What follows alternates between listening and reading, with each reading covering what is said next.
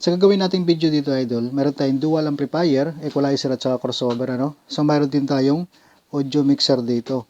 So meron din kasi tayo ibang viewers mga idol na kung paano daw kung crossover lang tapos walang mixer, kung cellphone man or laptop ang magiging source natin kapag crossover yung ating gamit dito, pwede naman, ano? Tapos pwede naman tayo magdagdag ng equalizer dito. Matandaan nyo lang yung mga konektor na ginagamit natin dito sa dual amplifier na mayroong crossover, tapos mayroong equalizer, at kung mayroon man tayong audio mixer. So dito idol sa unang gagawin natin, katulad nito, crossover to dual amplifier. So mamili na lang tayo kung ano maging source natin dito. Kahit may mixer man tayo dito, pwede, ano? Kahit walang mixer man dito, pwede din sa ganitong magiging setup natin. So dito tayo muna sa ating dual amplifier. So kahit 3-way stereo ang gagamitin natin dito, ito.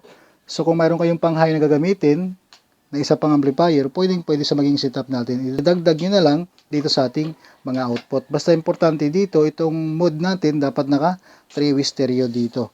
So halimbawa, ang connector na gagamitin natin dito, madalas to idol sa integrated amplifier, RCA, tapos XLR output ang gagamitin natin dito. Ito yung mga connector na ginagamit natin dito. So kung tatlong amplifier ang gagamitin natin, tatlong pares na ganito, XLR female to dual male RCA. At mag-dual 3 amplifiers man ang gagamitin natin, ganun pa rin ang magiging connection natin dito basta naka 3-way stereo tayo. So halimbawa, pang low ito, low output, channel 1 at saka channel 2. Kung halimbawa, gagamitin natin na pang low dito, itong nasa unahan natin o yung sa taas. Halimbawa, naka audio input A siya.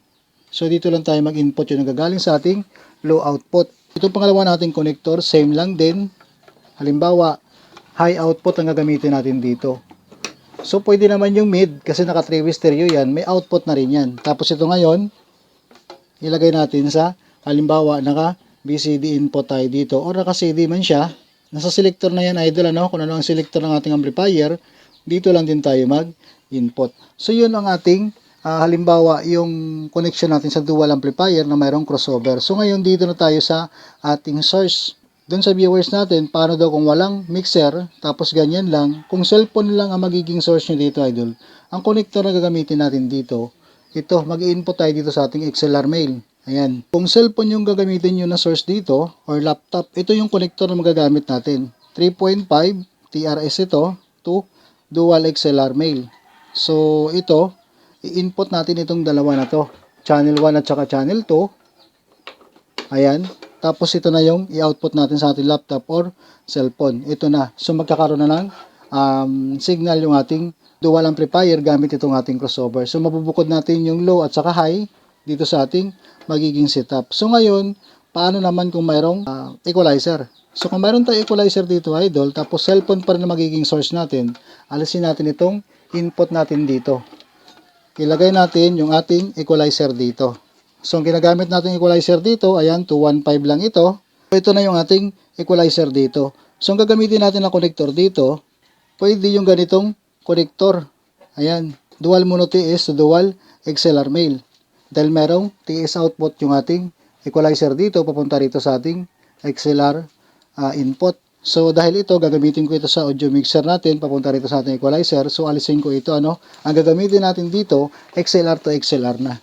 Ayan siya, XLR female to XLR male. Ayan, so dalawahan po yan para sa channel 1 at saka channel 2 ng ating magiging setup dito. So yung output ng ating channel 2, ito, XLR, papunta lang din dito sa input ng ating channel 2 ng ating crossover. So ito, XLR male, dito natin siya idugtong. Ayan, so nagdugtong lang sila. Tapos ito naman yung isa nating connector na XLR male to XLR female. Yung output dito sa ating channel 1, idugtong lang din natin ito. Sa channel 1 lang din ang ating crossover.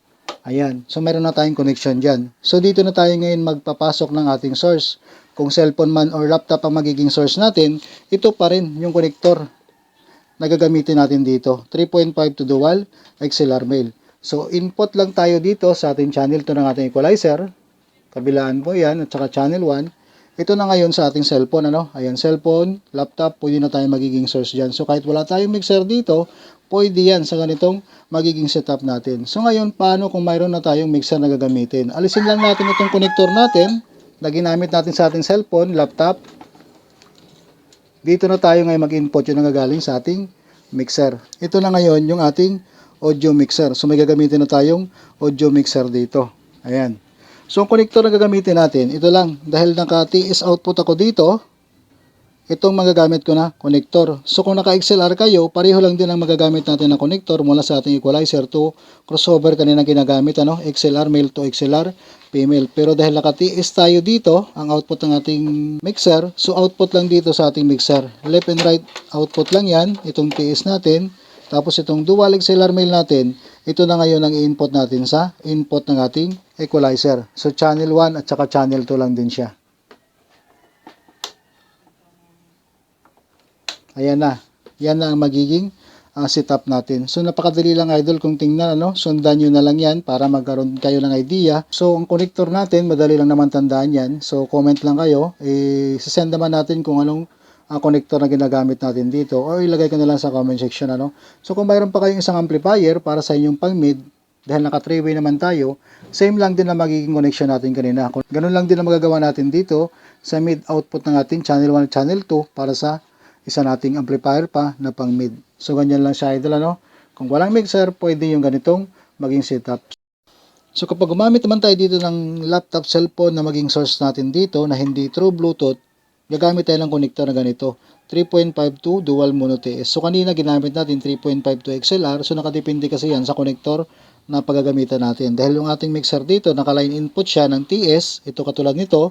So itong ginamit natin. So dito lang natin siya ilagay sa mono input ng ating mixer. Yung ating laptop cellphone kapag hindi tayo through Bluetooth, ito lang. Tapos itong 3.5 sa ating laptop or cellphone man.